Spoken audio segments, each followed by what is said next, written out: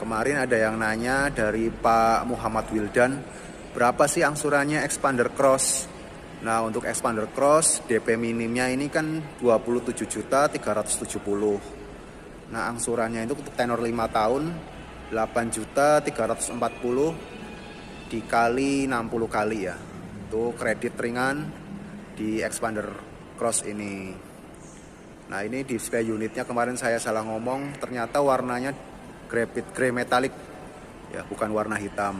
Warnanya juga asik, tidak ada tambahan ya. Kalau untuk warna putih ada tambahan 1.500.000. Untuk warna ini tidak ada tambahan. Nah, dapatnya apa aja sih kalau pembelian cash atau kredit? Dapat free voucher variasi senilai 1 juta rupiah, free talang air, dan free service dari dealer ya 50.000 kilo atau selama 4 tahun.